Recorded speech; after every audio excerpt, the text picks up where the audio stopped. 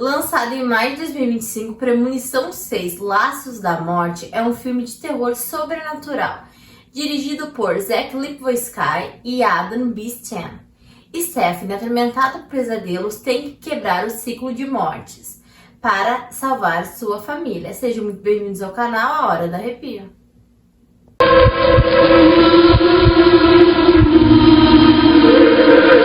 Como em todos os Premonição, a gente tem uma pessoa que prevê. Nesse filme é a Ares. A Ares, ela está na Skyview, que é uma torre de 150 metros de altura. Eles vão no elevador e ela acha estranho. Porque imagina se o elevador cai e eles morrem. Ela vai cortar o dedo vai sangrar, daí que começa toda a premonição. Porque ela começa a achar estranho. A torre é toda, o restaurante da torre é todo de vidro. Ela começa a se sentir mal, ela se sente com ansiedade, ela decide, fala pro Paul. Eles são dois fudidos, eles não podem estar no restaurante. Então ela diz que vai no banheiro, ela vai no banheiro e encontra uma backing vocal da banda, que tem um filhinho. E daí a backing vocal descobre que ela tá grávida. Daí o Paul decide que eles não vão ficar mais lá dentro, eles vão lá fora. E lá tá estranho, eles estão no terraço. Ele pede ela em casamento, ela conta tá grávida, e a criança que tá com uma moeda, que o guarda fala pra não jogar porque alguém pode morrer, ele diz que ele não vai jogar moeda, mas ele acaba jogando. Quando ela volta de dentro, a banda começa a cantar uma música, eles estão felizes, animados, que ela foi pedida em casamento. Ela fica olhando pra aquele Lúcio, ela pensando, puta que pariu, aquele Lúcio começa a mexer de jeito diferente, cai um pedaço daquele Lúcio no chão, e o chão racha. Quando o chão racha, aquele chão de vidro começa a se abrir, aquelas pessoas começam a cair. E começa a morrer. E causa uma explosão. E aquela moeda, ela atravessa tipo, num vão daquela torre. E a torre começa a desabar. Todo mundo fica desesperado e corre para aquele elevador. E aquele recepcionista deixou eles entrarem. Ele é esmagado pelo elevador. E na escada não consegue, a escada começa a desabar. Todo mundo tá morrendo. A Ares não sabe, o povo morreu, todo mundo morreu. E começa a prender fogo em todo o restaurante. Ela vê o gurizinho, eu não sei como que a mãe colocou dentro do baú o filhinho da Becky Book, ela salva a criança. E os dois começam a correr, porque não tem pra onde sair. E começa a desabar. Primeiro o piano mata aquela criança insuportável, graças a Deus. Depois vem uma lança, atravessa na boca dela. E a criança cai assim, morre o gurizinho. E é assim que a premonição dela acaba. E aí a gente escuta uma pessoa gritando porque é a Stephanie, a neta da Ares. Ela tá tendo um pesadelo com a premonição que a Ares teve em 1969. Daí a Stephanie acorda e ela vai pro dormitório. De novo a gente vê um sonho. Nesse sonho a premonição acontece de novo. A Ares vê o cristal caindo, rachando aquele chão de vidro. E ela começa a gritar que todo mundo vai morrer, que aquela torre vai desabar. Então todo mundo resolve sair daquela torre. Ela salva tudo aquele ciclo e se salva. E aí Stephanie acorda de novo. E a gente vê a Stephanie indo pra casa. Porque ela tem um pesadelo com essa avó que ela nunca conheceu na vida. Chegando na casa, ela pergunta pro pai dela se tem alguma carta, alguma coisa que a mãe dela deixou da avó. Porque a mãe dela, Darlene, ela abandonou ela e o Charlie quando eles eram criança, bem pequenininha. Daí o pai dela fala que não e ela decide ir com o irmão na casa do tio, do Howard. E ela começa a falar da avó e o Howard diz que a Ares é louca, que a Ares, ela achava que ia matar eles e ela não deixava eles fazer nada. E que eles foram tirados dela quando eles eram criança. E ele fala, não, ela é perigosa, não vai atrás dela. Daí ela convence a tia dela, a Beth, a dar o endereço. Mas antes disso a gente conhece o Eric, a Julie e o Bob, que são os primos da Stephanie. A Stephanie, como ela é merdeira, foda-se o que as pessoas dizem, ela vai atrás da avó. Ela chega, a avó tem tipo uma fortaleza, porque a avó é louca. Como no Premonição 2... Quando a Kimber visitou a Clear Rivers, ela tem que tirar todas as coisas porque qualquer objeto pode causar a morte daquela avó. Porque a avó é o Alex, ela que prevê. Ela entra lá e a avó começa a contar e ela fala do pesadelo e a avó disse que aquilo foi a premonição que ela teve. E que ela sobreviveu décadas saqueando a morte, descobrindo como que a morte ia matar ela. Por isso que ela tá presa naquela cabana. Se ela sair daquela cabana, ela morre. A Stephanie, acho que a avó dela é louca, né? Porque ela começa a falar umas coisas nada a ver, ela quer prender a guria lá dentro, porque ela disse que se ela morrer, essa família vai morrer também. A Stephanie sai de dentro daquela cabana e a avó conta que ela tá com câncer, né? E ela falou que se ela sair, ela morre. E a avó sai segurando aquele livro e a Stephanie pega e sai.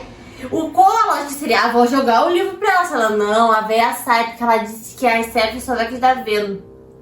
Como premonição, porque parece uma fortaleza, vem um ferro que atravessa a boca da véia, a véia morre e explode na cara da guria. Daí a gente vê o enterro. Lá no enterro, a mãe da Stephanie e a Darlene volta. Depois do enterro, foda-se a Ares, né? Eles decidem que eles vão fazer um churrasco. E quando eles fazem o churrasco, a Stephanie tá lendo aquele livro e eles estão fazendo um drink. A Julie e o Bob estão fazendo um drink e o copo quebra. Em vez de eles tirar todo o gelo, não. Cai um caco de vidro dentro do gelo. Daí quando eles fazem os drinks, a Stephanie tá em casa porque ela não quer se encontrar com a mãe. Porque a mãe abandonou eles. Um porta-retrato com a foto deles cai com um caco de vidro idêntico ao que caiu naqueles copos. E ninguém sabe que vai tomar aquele drink, né? Tem um drink que tem um caco de vidro. Charlie e Bob estão pulando na cama elástica. E embaixo da cama elástica tem um ancinho. Daí a Darlene chega lá com um biscoito, uns cookies de amendoim. O Bob é alérgico, eles fazem chiliquiri alérgico. E ela salva o irmão dela dizendo que tem na cama elástica. Tava o Charlie e o Bob pulando. E tá todo mundo. Quem tá com um copo, com um vidro é o pai da Stephanie. Ele larga aquele copo em algum lugar.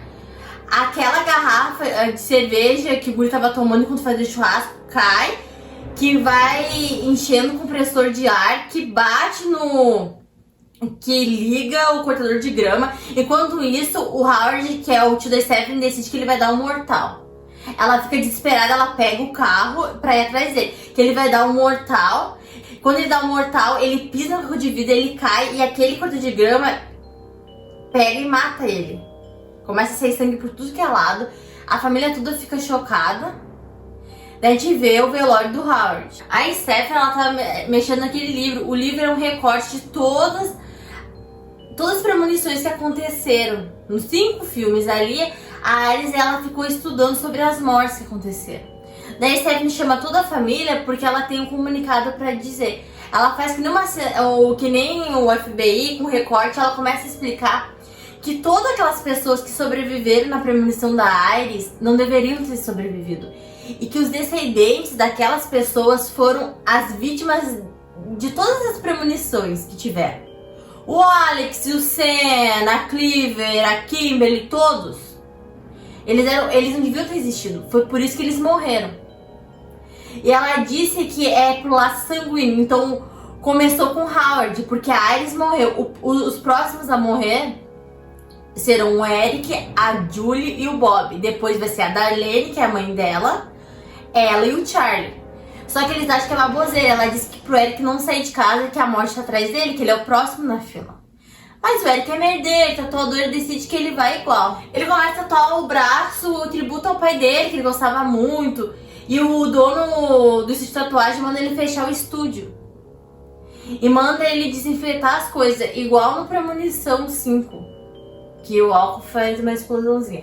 Ele começa a arrumar as coisas. E o que acontece é que tem um ventilador. E é um estúdio meio estranho, que tem umas correntes. Esse ventilador, ele pega e prende no piercing do nariz dele. E ele fica pendurado lá e fica girando. Alguma coisa derruba o desinfetante e causa uma explosão lá. E aquele estúdio explode. A gente pula pro dia seguinte. A Stephanie tinha mandado uma mensagem pro Eric que mandou ela se catar. Ela fala pro Charlie que eles têm que ir atrás do Eric. Cadê o Eric? Daí o Charlie comenta que o amigo dele falou que o estúdio prendeu fogo. Eles decidem ir até a casa dos tios dele pra ver o Eric. Quando eles chegam lá, eles quase atropelam o Eric, porque o Eric tá vivo. E daí a Stephanie se pergunta como que o Eric tá vivo. E o Eric começa a rir da cara dela, dizendo que ele é invencível, que a morte não vai pegar ele. E daí ela falou, como não? Se esse cara que tá com soprador de ar, as folhas voarem na cara das crianças que estão jogando bola, a bola bater em ti, pode acontecer um acidente, sei lá o quê. Ele debocha, ele para caminhando do lixo, ele começa a dizer que não vai morrer coisa nenhuma, um carro quase atropela ele, não acontece nada. Enquanto isso, a Julia, a irmã do meio dele, tá correndo. E o caminhão pega aquela lixeira que tá na calçada e joga a guria dentro do caminhão. E eles começam a correr desesperados, parar aquele caminhão, aquele cara tá mexendo no Tinder, ouvindo música, eles não conseguem parar o caminhão. A guria esmagada, a Stephanie tenta puxar a prima, mas a guria é esmagada dentro do caminhão. E todo mundo se pergunta por que o Eric não morreu primeiro. Daí eles se encontram de novo, tiveram o terceiro velório em menos de uma semana. A tia conta que, na verdade, o Eric não era filho biológico do Howard. Que ela teve um caso enquanto eles eram casados e que o Eric era filho de outro cara.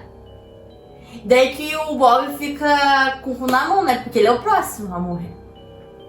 Daí eles começam a dizer, e ela disse que naquele livro lá que ela anotou tem um tal de JB. Quem que é JB? E daí a Darlene lembra, a mãe dela lembra que esse JB era uma pessoa que a avó trocava cartas. E que ele ficava no Clear Rivers, a associação a Clear do segundo filme. Só que não era, o Rivers é um hospital, eles vão atrás do JB no hospital. Chegando lá, quem que é o JB? O JB é o Candyman. O Candyman é o Joseph William Bloodworth, que é aquele da funerária que aparece em todos Premonição. Eles perguntam como que eles vão hackear a morte. Daí ele fala pra eles que que a Iris salvou ele. Que o Candyman é o menininho da torre. É o filho da Beckenville. Que a Iris salvou ele. E que pra ele sobreviver tem que fazer a mesma coisa do 5. Que ele fala pra você que tu tem que matar uma pessoa e tu vai pegar os anos de vida que resta dessa pessoa. Isso pode dar certo ou não. Ou ele confirma que a Kimberly do segundo filme sobreviveu, porque ela morreu alguns minutos e ela foi ressuscitada. Ou tu tem que morrer alguns minutos, ser ressuscitada pela morte, ou matar uma pessoa pra ficar com os anos de vida. E ele só fala isso, daí ela fala assim, tá aí agora. Ele fala assim pra eles, porque ele é muito filho da puta, ele diz assim, vocês se virem que eu não aguento mais ajudar ninguém, que depois que vocês morrerem eu sou o próximo, porque ele foi o último que morreu na visão, então ele é ser o próximo a morrer. E daí o Eric, imbecil, ele decide que ele vai matar o Bob por alguns minutos. E pra mim a melhor cena do filme é que eles olham vários bebês e eles olham, não, seria muito maldade, porque eles estão pensando, quem que eles vão matar? Eles olham pra aquelas crianças e falam, não, né? Lembra que o Bob ele é alérgico a amendoim? Enquanto a Stephanie e o Charlie Darlene estão pensando em algo, ele decide que ele vai dar amendoim pro irmão, depois ele vai usar aquela caneta de alergia do irmão pro o irmão voltar à vida. Com todas as salas que tinham no hospital, ele decide que eles vão na sala da ressonância magnética. E o imbecil pega uma cadeira de rodas e deixa o irmão sentado na cadeira de rodas. Mas antes disso, eles vão pegar naquelas máquinas de doce um amendoim. E o doce não sai, eles pegam e eles racham aquele vidro daquela máquina. E aquela mola sai um pouco pra fora daquele vidro. Eles vão naquela sala da ressonância, ficam os dois sentados, o guri diz que não vai comer, ele acaba comendo o amendoim. Antes disso, o Eric pega a caneta dele, ele começa a passar mal. E alguma coisa, uma prancheta bate e aquela sala de ressonância começa a subir o nível. Começa a subir, o Eric é cheio de piercing e começa a subir e o magnetismo tá empurrando ele, aquela cadeira bate nas costas dele, ele tem piercing por todo o corpo. E ele vai contra a máquina de ressonância e ele morre, porque ele fica preso ali. O guri tá morrendo também, né, por causa da alergia do amendoim, ele consegue pegar a caneta do Eric e aplicar nele. Daí a gente pensa, vai viver. Não, porque uma médica abre aquela porta. Quando ela abre aquela porta, aquela mola daquela máquina de doce pega e atravessa a cabeça do Bob, matando o Bob. Daí que a Darlene, a Stephanie e o Charlie são os próximos. Eles decidem pegar o motorhome da mãe deles e irem pra cabana da Iris. Porque a Darlene resolve que ela finalmente vai se sacrificar pela família e ela vai ficar presa lá na cabana pra manter os dois seguros. Só que tudo dá uma prevê. Eles passam por aquele caminhão de história, igual do segundo filme. Coisas começam a acontecer. O sino da Stephanie quebra, ela desce, ela tá indo pra aquela cabana. Ela desce e acontece uma explosão, porque a morte não quer que eles entrem na cabana. E aquele motorhome cai. E uma placa cai e deixa as pernas do Charlie preso. E a Darlene vai ajudar o Charlie, e ela ajuda ele e diz, vai salvar a tua irmã. Quando aquele caminhão cai, tem tipo um laguinho e ela tá se afogando. E cai uma placa que nem do quinto filme na Darlene, a Darlene morre. O Charlie ressuscita a Stephanie. Daí meses se passam, eles acham que eles conseguiram se livrar da morte. O gurizinho vai se formar, eles vão levar o Charlie pra pegar a companhia deles no baile de formatura. E eles conhecem o pai da guria que é médico e eles comentam, o Charlie salvou a vida da Stephanie, não sei o que, porque ela tinha morrido, ele ressuscitou ela. Daí o cara é médico e ele fala assim, tecnicamente não. Porque quando a pessoa se afoga, o coração dela não chegou a parar, então ela não morreu. Daí os dois se olham e tá vindo um trem descarrilhado. Porque Antes disso, aquela moeda que ela carregava naquele livro caiu, uma senhorinha pegou essa moeda ela prendeu naquele trilho do trem e o trem começou a vir com tudo, eles começam a correr e aquele trem demolindo tudo. Do nada eles param, acho que estão salvos. Lembra que passou um caminhão de tora na frente deles? O caminhão de tora bateu no trem, aquela tora cai e mata os dois. Acabou no filme, os dois morrem, então eles não conseguiram se safar da morte. Eu acredito que... Eu não sei vocês, todo mundo que vê Premonição desde o primeiro, a gente tem uma percepção que o personagem William Bloodworth, da funerária, que trabalha no ML, ele é a morte. Porque ele tem umas charadas, ele sabe muita coisa sobre a morte. Será que eles vão morrer? Ele fala pro Alex se vemos em breve. E todo mundo pensa isso. Mas eu tenho uma opinião que eu acho que como o ator tava doente, eles resolveram que eles iam costurar tudo e conectar tudo. Isso que o filme ficou muito comprido. O filme não tem o mesmo ritmo da Premonição. Porque a gente passa 5 filmes vendo que a pessoa que vai prever aquela morte, ela vai salvar um pouco de gente, vai se salvar e depois a morte vai atrás deles. Mas não, a Ares sobreviveu décadas. E a gente não entende por que ela sobreviveu décadas. Porque ela foi pra uma cabana igual o Alex no primeiro? Pode ser que sim, mas eu achei que esse filme ficou muito amarrado. E que pra mim, de todos...